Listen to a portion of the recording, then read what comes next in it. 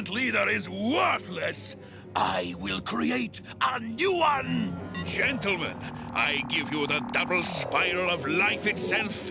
I propose to construct our new leader out of DNA molecules.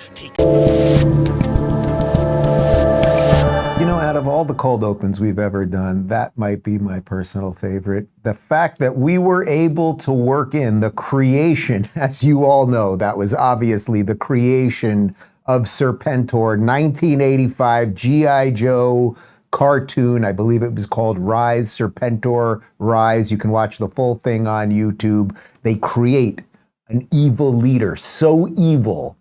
Well, it doesn't really work out for them, but you get it. They had it with Cobra Commander. He was the previous leader.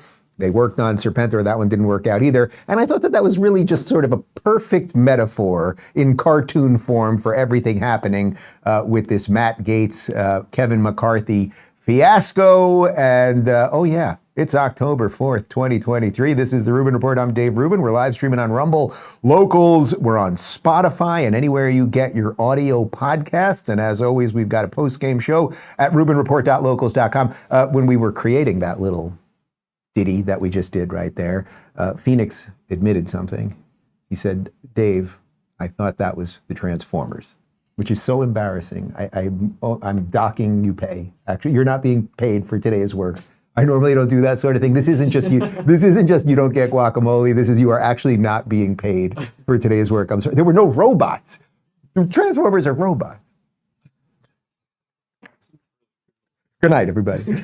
Anyway, look, this fiasco in the House has burst forth. And in some respects, this is just sort of a perfect example of the dysfunction in Washington. I am going to try very hard today to honestly assess the case that Matt Gaetz is making to take McCarthy out as Speaker. I'm going to try to honestly assess the case that McCarthy was making for himself. I'm going to try to show you the weak points on both, the positives on both, and hopefully you'll be able to make an assessment for yourself. But the House is upside down. The House is in an uproar, and that may not bode well for America because we got a whole bunch of problems as is. We got a border problem, we got a Ukraine problem, we got a spending problem, and a bunch more. But I thought, how can I frame this show without just diving into like, just here we go.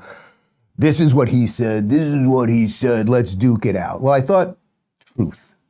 Is there anyone that occasionally tells some truth that might be able to help us with some of this? And then I saw a clip of my buddy Jordan Peterson, who was on Piers Morgan last night talking about truth, as he often does, and the importance of saying what is true. And I thought we could start with a dose of that. But before we get to that, let me talk to you guys about TWC Health. Guys, I want to introduce you to the Wellness Company and specifically their medical emergency kit. Awake doctors like Dr. Peter McCullough started the Wellness Company to build a parallel healthcare system and bring about a change in a corrupt and failing system.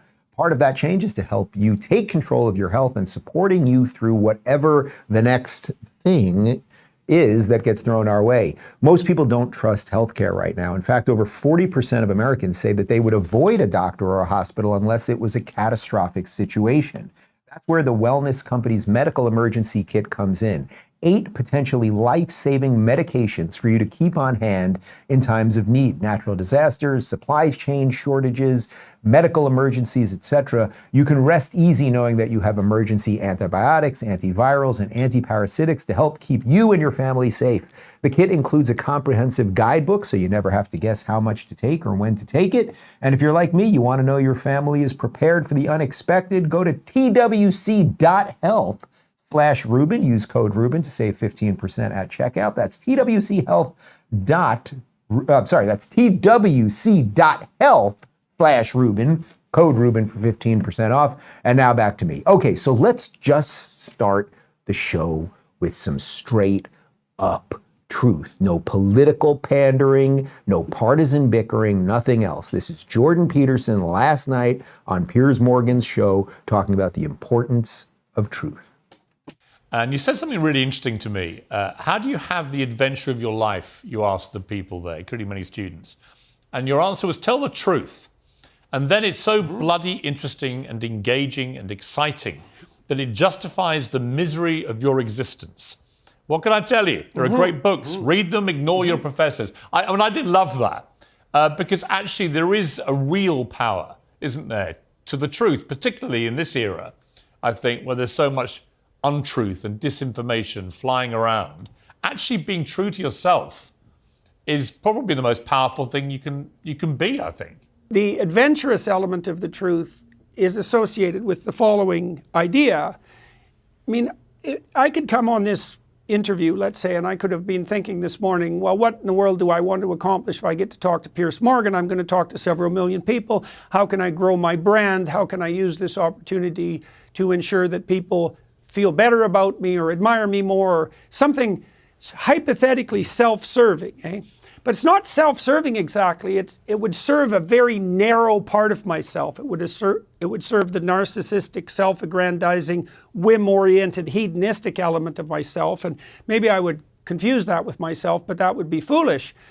And then maybe I would get what I aimed at, and I'd have an impressive conversation with Piers Morgan, and that would redound temporary to my glory, and I would walk away satisfied. But the problem with that is it's a stupid goal.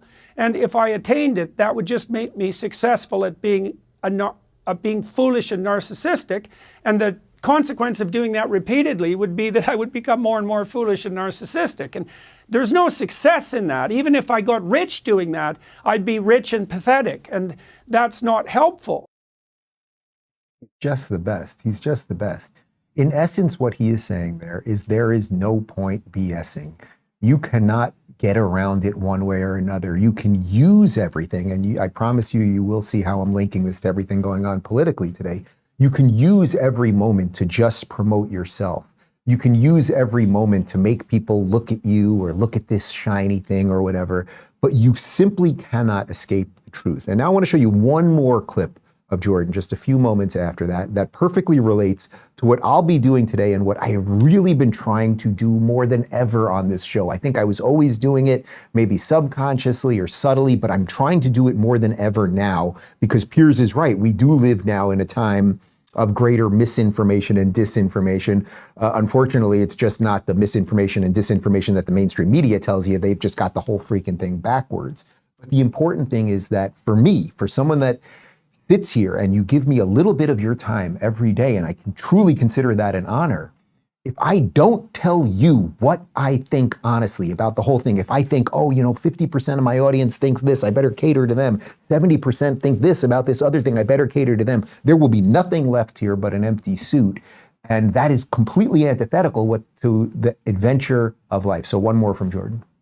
Alternatively, I could come on here and I could just try to say what I believe to be the case. And then that would be me, and it would be the truth.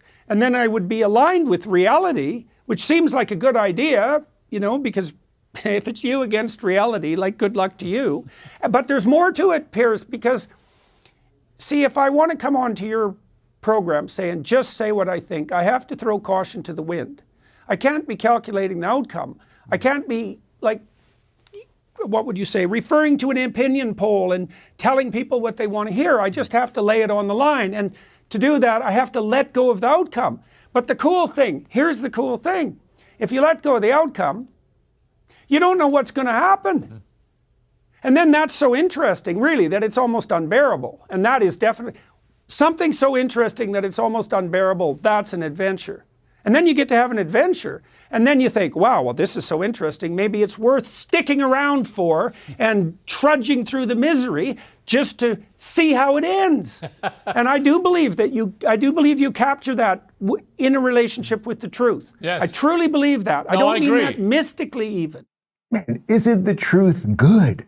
Isn't hearing a guy talk about the truth truthfully good?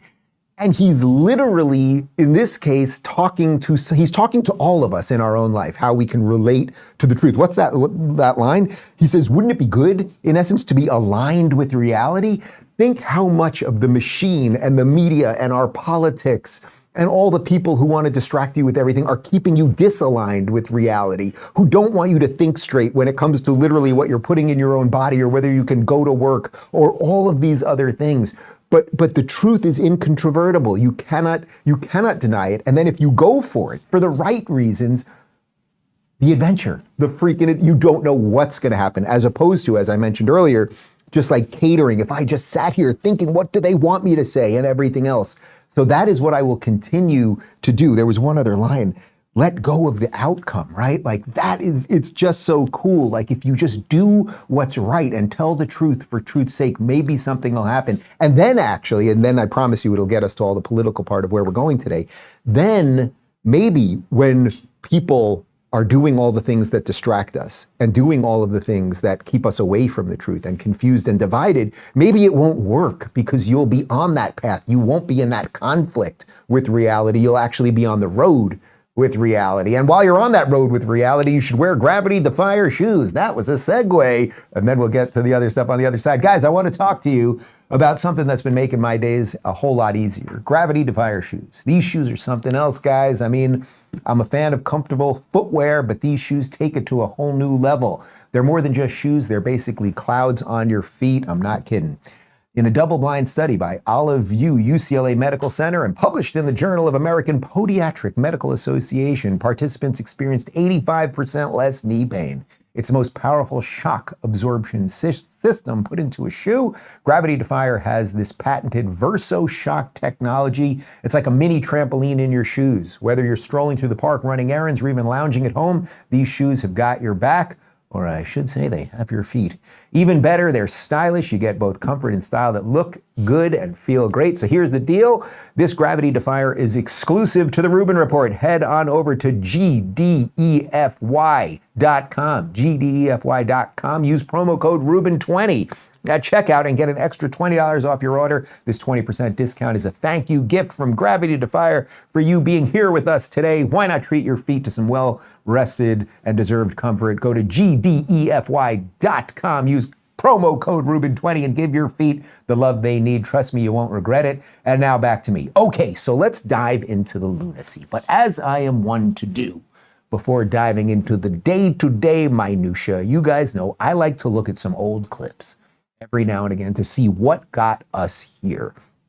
How did we end up at this moment where Matt Gaetz, a Trump Republican, went after Kevin McCarthy, a Trump-backed Republican Speaker of the House? How did we get here?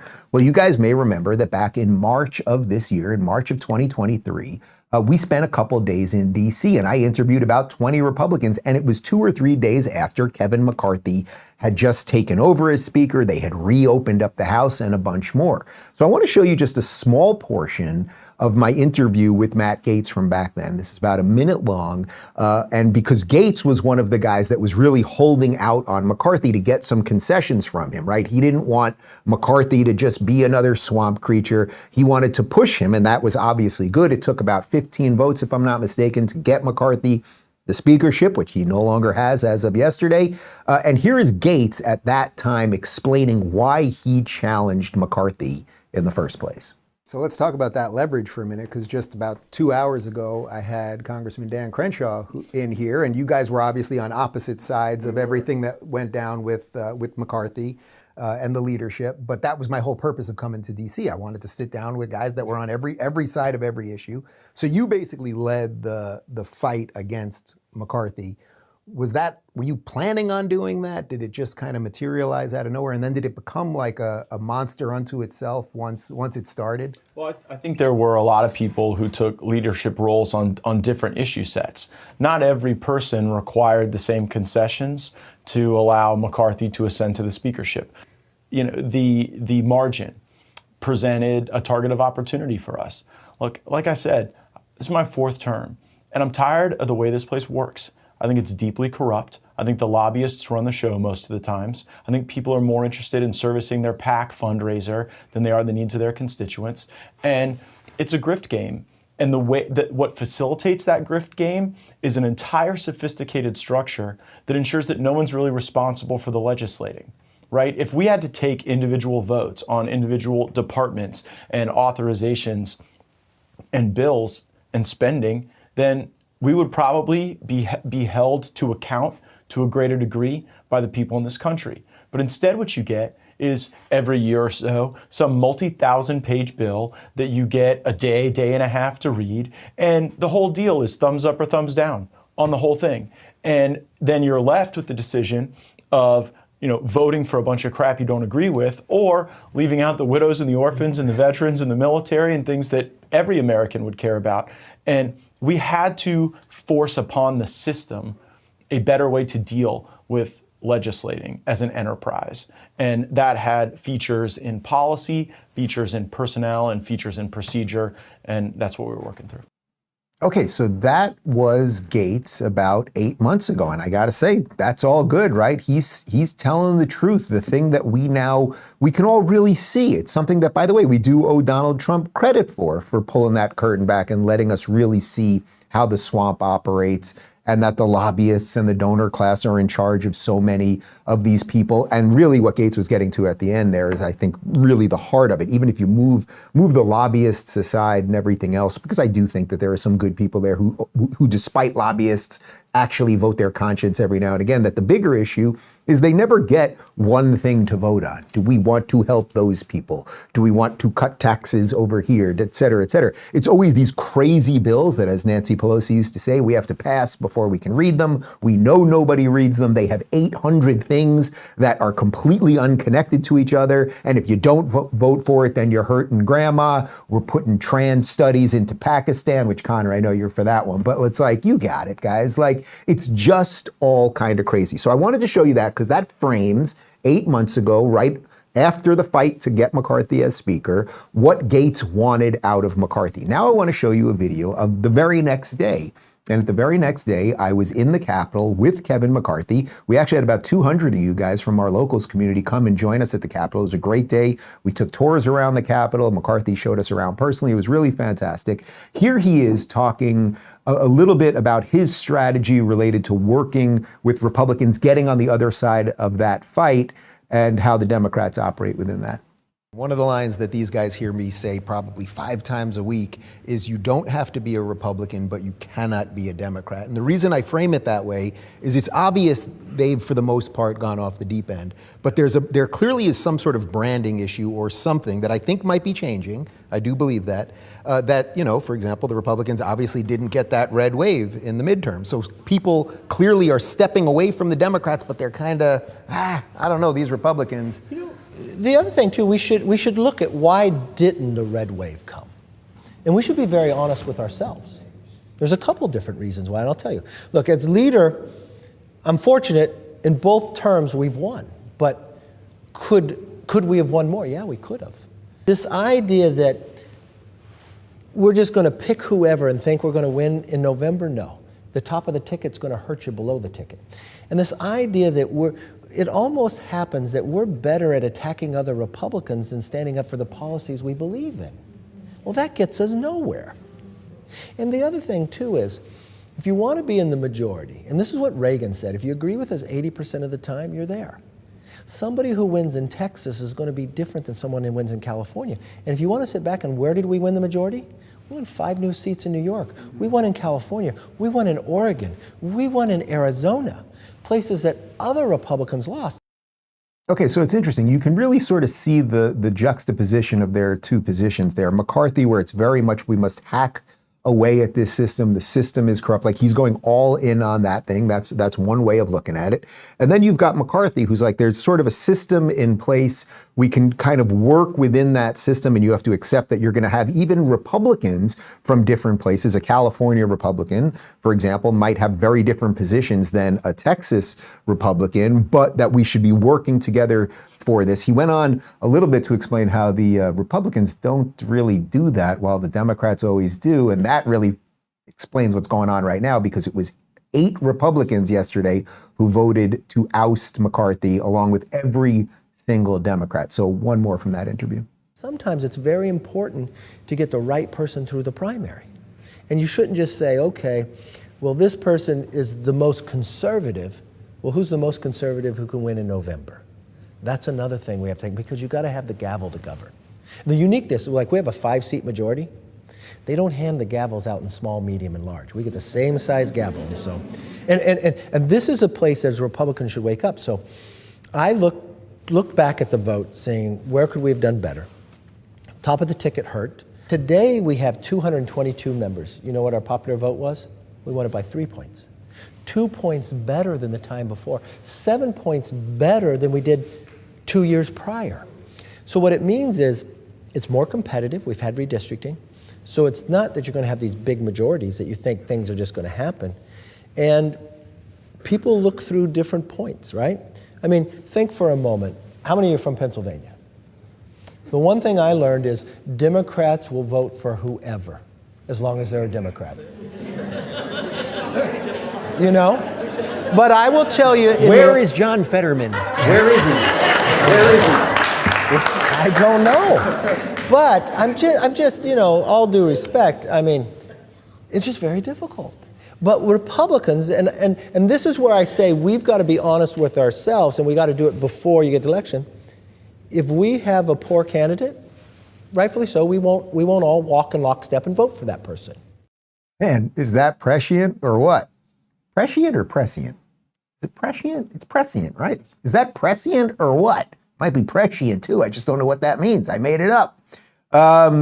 Right? He's basically saying if we don't have a guy that we like, we're going to vote him out, and Republicans will break and do that. Now, I think perhaps he didn't think that might happen to him, but that's exactly what happened. These 8 Republicans, led by Matt Gaetz, decided to side with all of the Democrats. And he also makes the point there, McCarthy, right? He makes the point, Democrats always freaking do stuff in lockstep. And that's the odd position we're at this very moment. You've got 8 Republicans going with all the Democrats, but does that not strike you? Even though I have no doubt that most of you watching this right now are kind of into the idea that McCarthy is out. You probably, if you've been watching this show and my interviews with him, and I've had multiple, you probably don't think he's evil. I certainly don't think he's evil. I think he looked at a system and was like, where can I make changes on the margins? I can't blow the whole freaking thing up.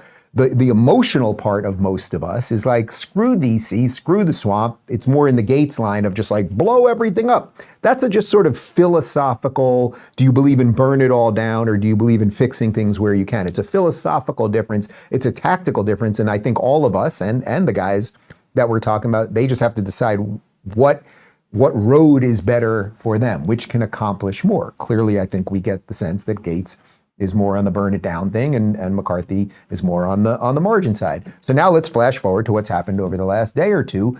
Here is Matt Gaetz filing the motion to vacate McCarthy. For what purpose does the gentleman from Florida now seek recognition? Mr. Speaker, pursuant to Clause 2A1 of Rule 9, I rise to give notice of my intent to raise a question of the privileges of the House. The gentleman will state the form of his resolution. Declaring the office of Speaker of the House of Representatives to be vacant. Resolved that the office of Speaker of the House of Representatives is hereby declared to be vacant.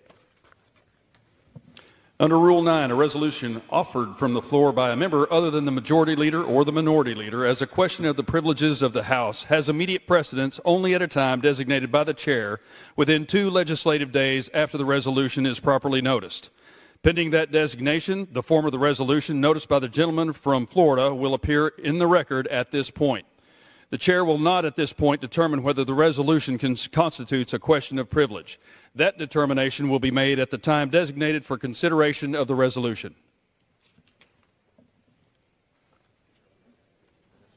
The chair will now continue with 1-minute speech. All right, I know we didn't have to show you all of that, but I think it's sometimes worth just seeing like a little bit of how the sausage is made, and like sort of the stiffness, but also the professionalism and all of that stuff that is what the People's House is all about.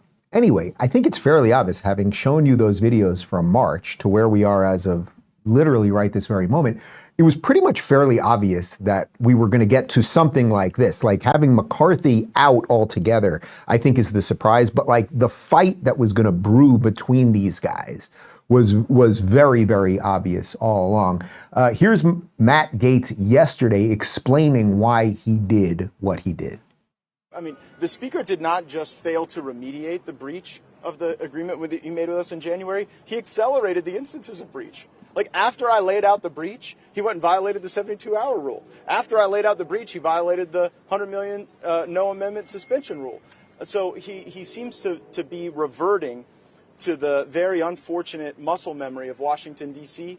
that has put our nation atop a $33 trillion debt, that has led to $2 trillion annual deficits in our near future, and the rapid global de-dollarization of the economy. I mean, you look at the BRICS system, Brazil, Russia, India, China, South Africa, they're moving away from the dollar. And just in August, they added 6 new countries, including G20 economies in the Western Hemisphere and Gulf monarchies. Moreover, you saw U.S. News say that the number one economic trend of 2023 is de-dollarization globally. This worries me. You all get all worked up that there's going to be some uncomfortable, chaotic moment, that I'll feel pressure from conservatives or Democrats or whomever. I feel the judgment of history. I feel the weight of that. I worry that when the history books are written about this country going down, that my name is going to be on the board of directors here. And if this country's going down, and if we're losing the dollar, I am going down fighting. And I don't care if that means fighting Republicans, Democrats, the Uniparty, the leadership, the PACs, the lobbyists. I've had it. I've been here 7 years. We don't have a fucking budget. We haven't had one since the mid-90s. I am through with it. I apologize for using that word, but the only path forward here is to have single subject spending bills that can be reviewed, amended, considered, and I think that is the responsible way that our legislatures all over this country operate for good reason.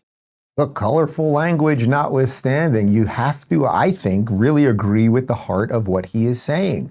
We are going into debt. We are printing money. We pass bills that make no sense, that no one reads. How about just single line item bills? Do you think this is a good policy? Yes or no?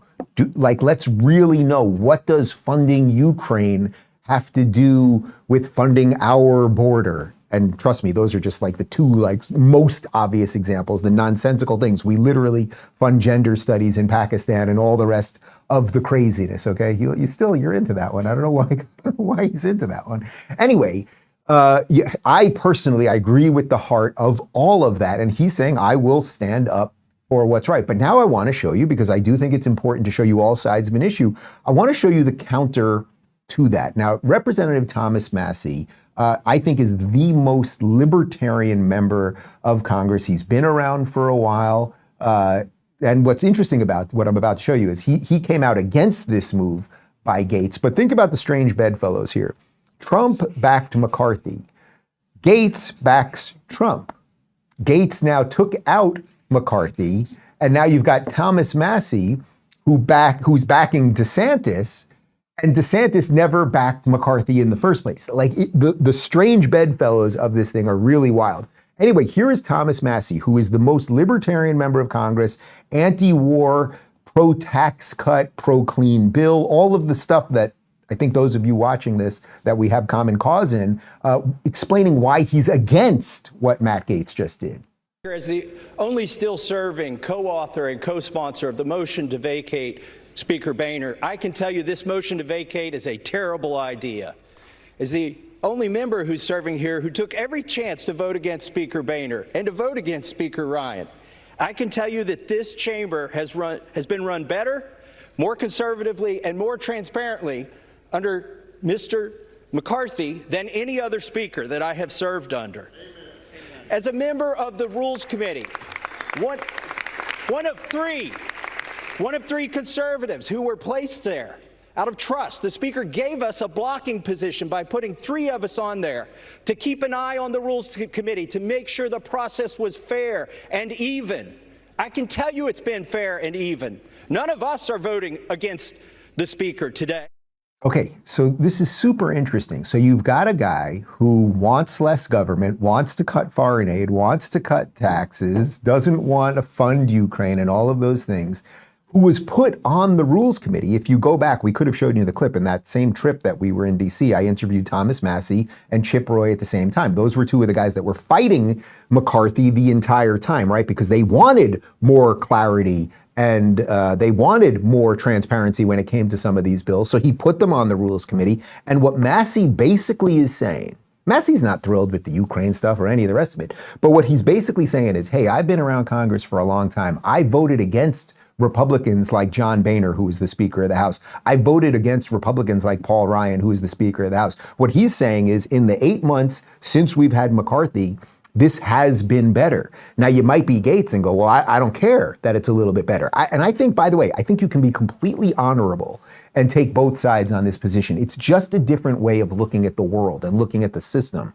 Do you believe you got to just blow the whole thing apart, which really is the road Gaetz is going down? Or do you think that over time, with sort of judicious, thoughtful movements, that you can rein in government and the rest of it? That's the position that McCarthy was taking. That's the position that Massie was taking. And by the way, some of you watching this will believe one, some of you will believe the other, right? Like that's just okay. I think what makes this sort of scary now is that 8 Republicans have sided with the Democrats. And to me, that is a deal with the devil.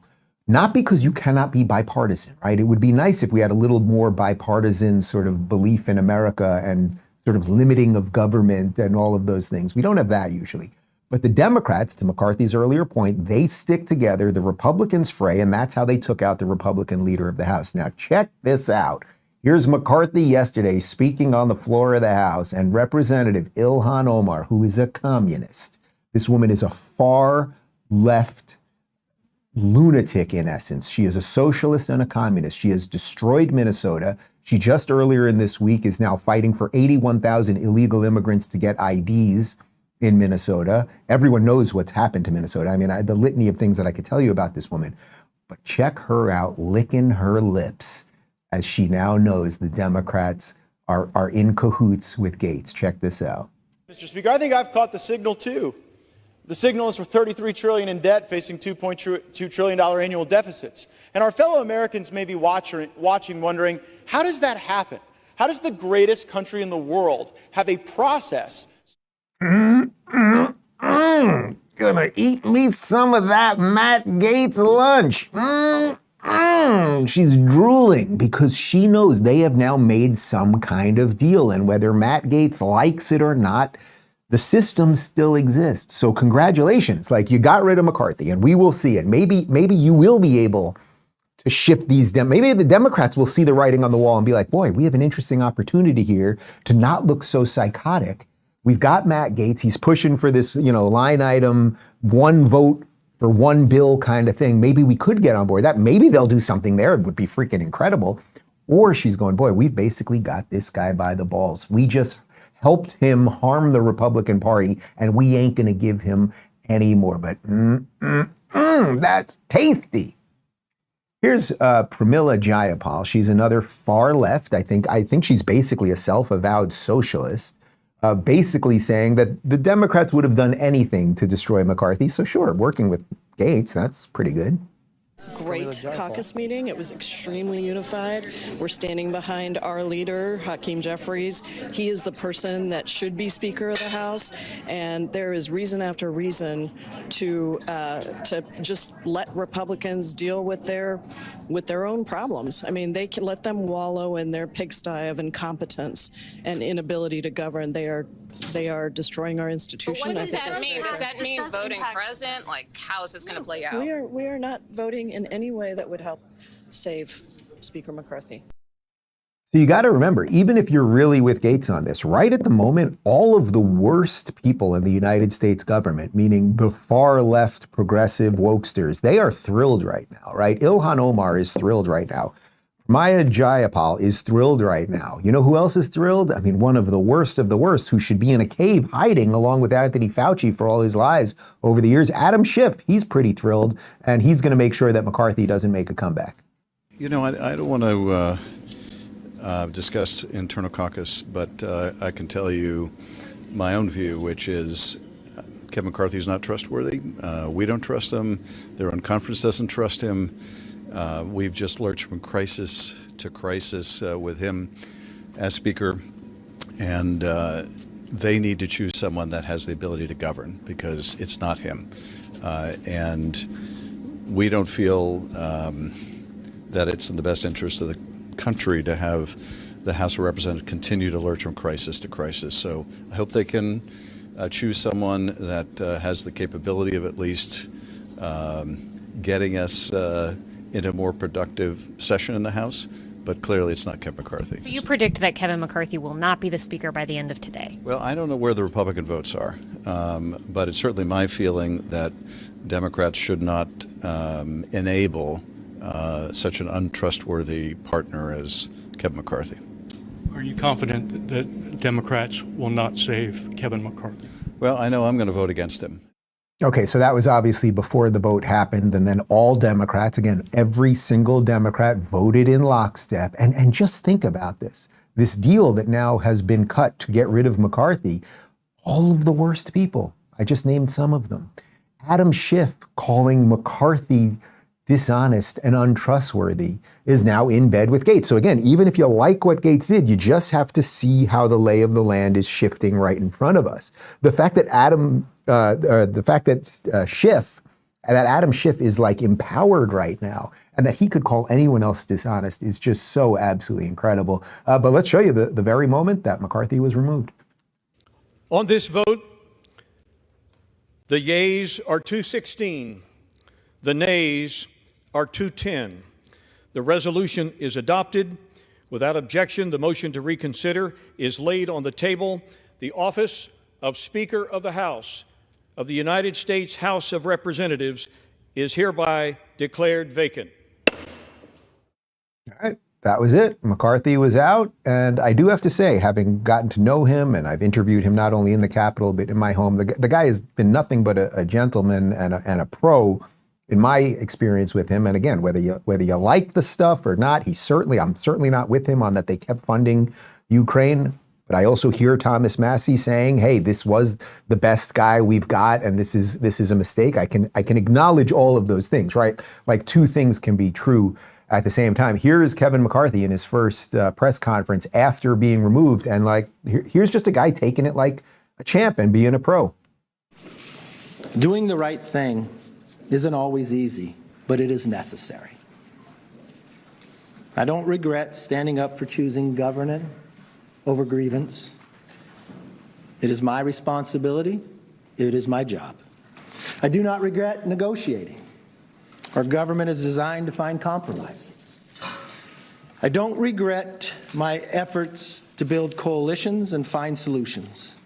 I was raised to solve problems, not create them. So I may have lost a vote today, but as I walk out of this chamber, I feel fortunate to have served the American people.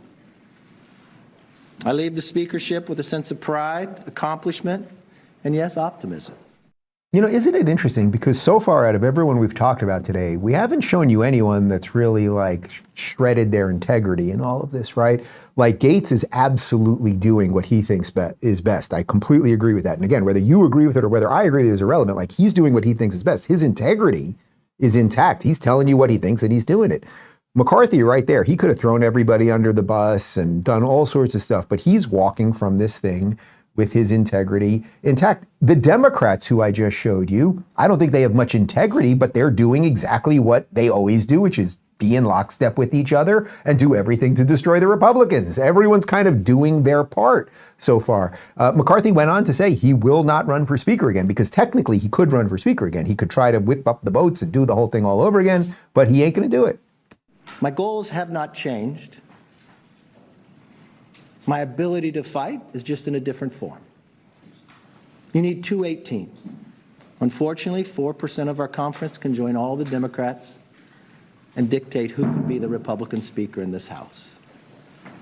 I don't think that rule is good for the institution, but apparently I'm the only one.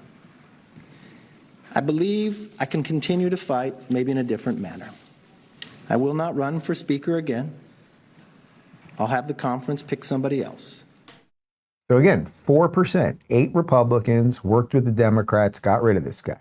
One more time. Doesn't matter if you think he was great or think he was awful. You have to think about the mechanism, and ultimately, is that good for America? And you might say yes. You might say it's worth Gaetz's move here to get a simpler system is worth working with the devil, like cutting a deal with the devil, because that I think in essence is what this is. You might say that.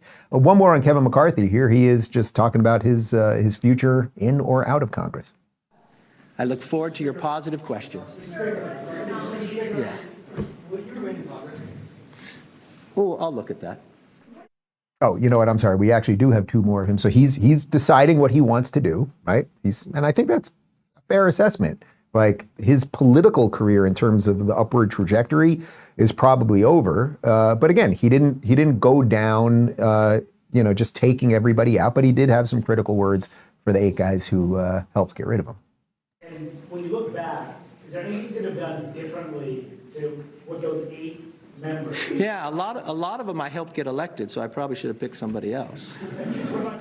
I mean, that's kind of funny, right? Like he helped get some of these guys elected, and this is what politics is. It's backdoor deals. It's helping get somebody elected who then turns on you. It's going after somebody who becomes your ally and all of those things. One more from McCarthy this time, criticizing Matt Gaetz directly. Not a conservative. Look, you all know Matt Gaetz. You know it was personal. It had nothing to do about spending. It had nothing to do about everything he accused somebody of he was doing. It all was about getting attention from you.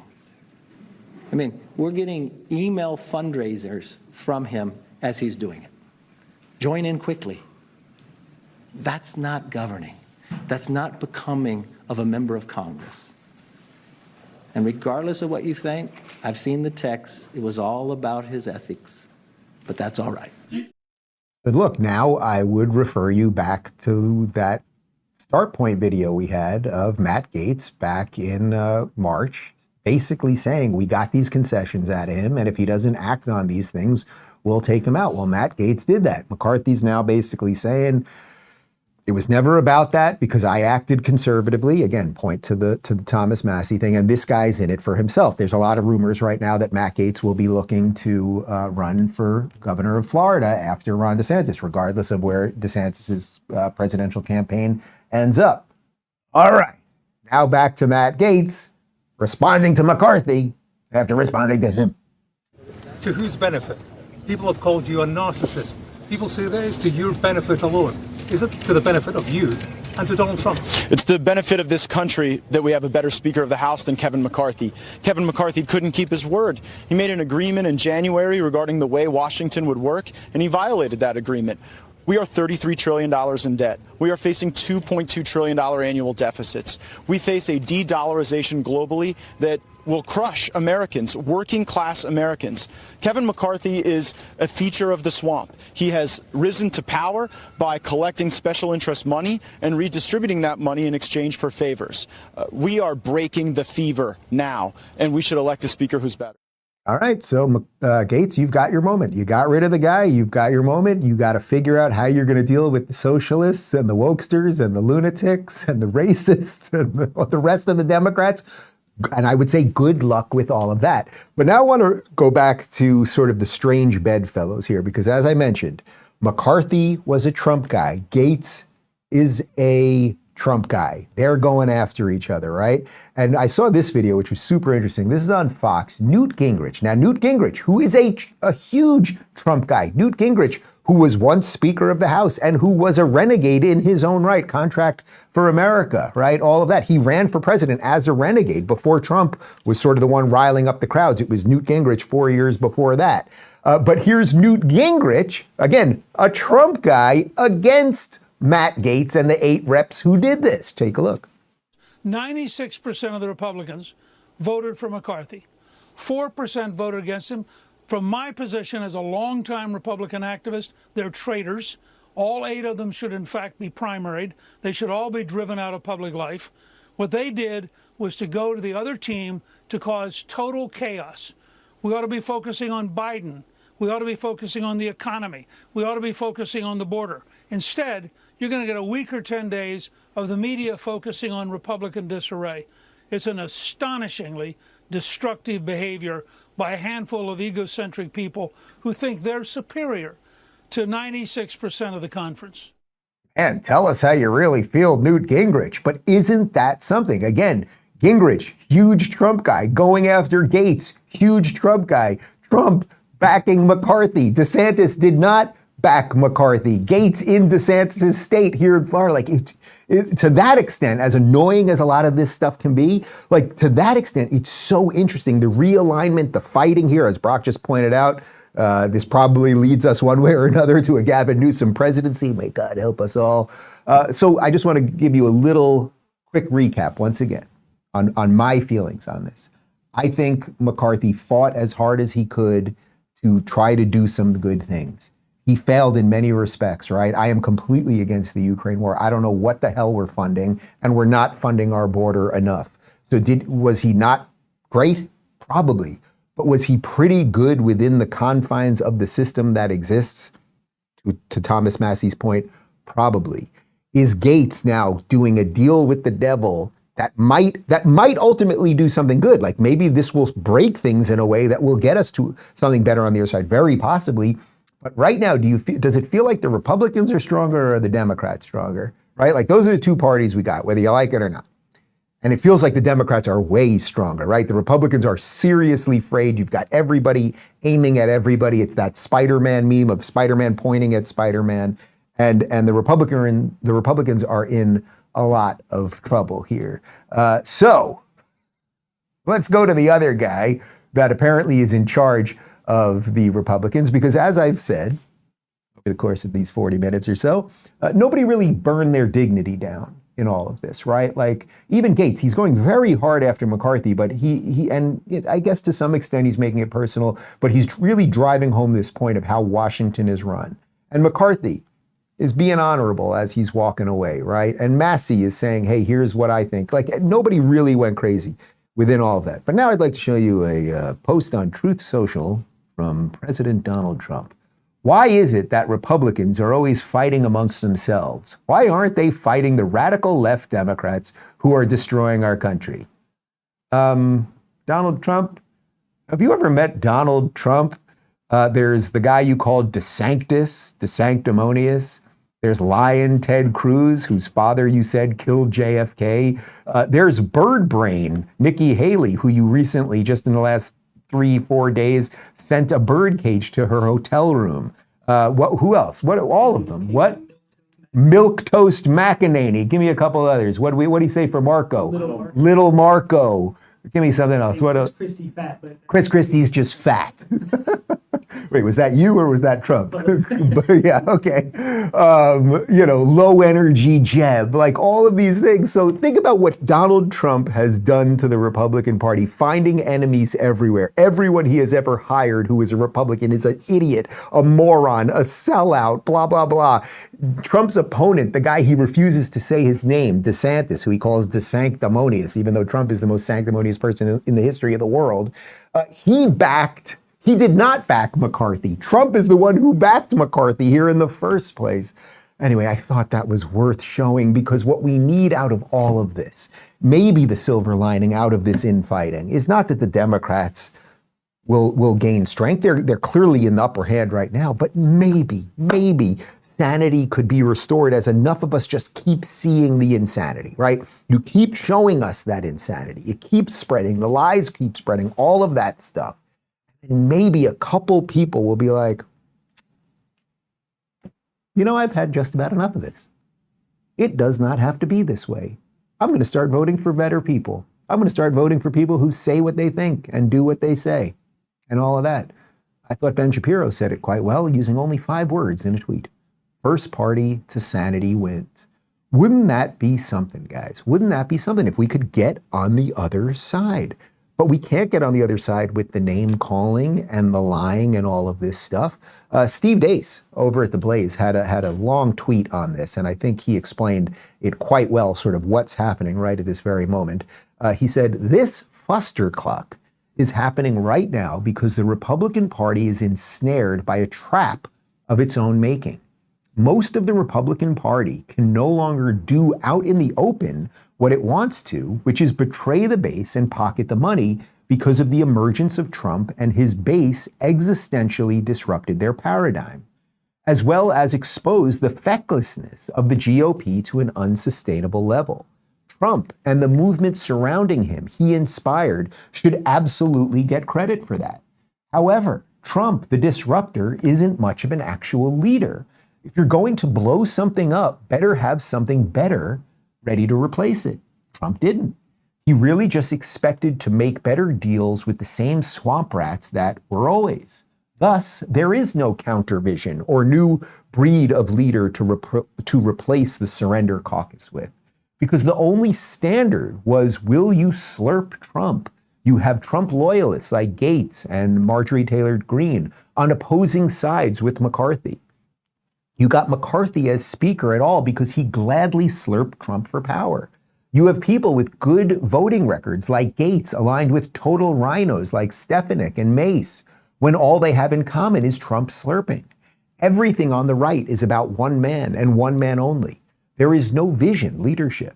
And without a vision, the people perish, which is why Democrats have outperformed 30 special elections this year by an average of 11 points. They have a vision, albeit a demonic one, but a demonic vision will defeat a cult of personality every single time, just like it is defeating us as we speak. That's why Democrats are fine vacating McCarthy too, in order to expose these fissures on the right all the more. Divide and conquer is the oldest strategy known to man.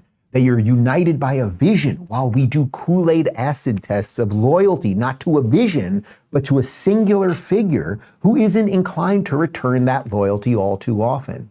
And given his age, won't be relevant all that much longer anyway. So what is the plan? What is the vision? There isn't one, and there never was. Nothing has changed. The cake is still being baked the same, it's just the frosting is zanier than ever.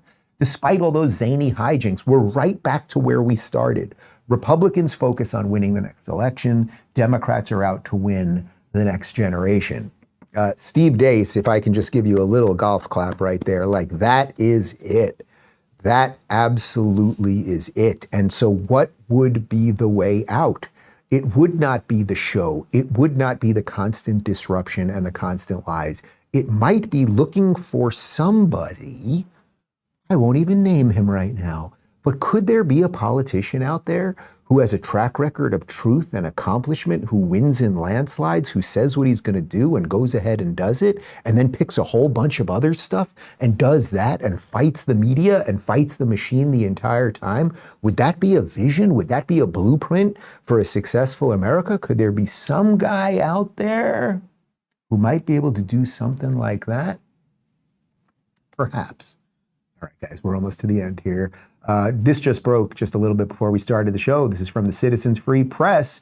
Jim Jordan is running for Speaker of the House. And now to bring this thing full freaking circle, check this out. Tweet from Thomas Massie, who is on the McCarthy side of this thing. My first choice, if he will run, Jim Jordan. And then a tweet from Matt Gaetz, who is obviously on the Matt Gaetz side of this thing. My mentor, Jim Jordan, would be great.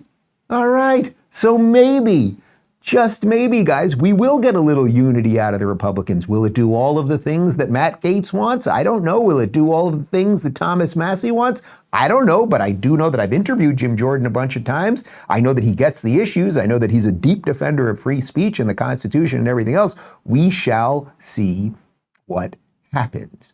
But now I will end the show with an older Republican who's no longer with us, but who is a wise man who had wit and character and charm, and who actually did a lot of the things that he set out to do and did it respectfully and decently, which I think will show you that no matter what happens here, and no matter how silly the infighting is, or the name calling, or the guys who walk out with their dignity intact or anything else, that these people cannot solve all your problems, right? Because usually, actually, the government creates more problems than it solves. And yes, I am throwing to Ronald Reagan. Ain't it one of his classics?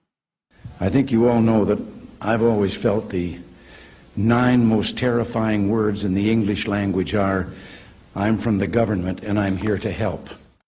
Guys, I'm from the internet, and I'm here to just tell you what I think and let the chips fall where they may. We got a post-game show right now at rubinreport.locals.com. Part 1 of my interview with Carl Benjamin, a.k.a. Sargon Bakad, is up right now on YouTube and Rumble. Full thing's up on Locals. We leave you with, I believe you can call this artificially intelligenced manipulation of the elderly man pretending to be President Joe Biden. See you on the other side. Well, I woke up to go give me a cold pop. Then I thought somebody was barbecuing. I said, oh, Lord Jesus, it's a fire. Then I ran out. I didn't grab no shoes and nothing, Jesus. I ran for my life. And then a small gap behind, I got bronchitis. Ain't nobody got time for that.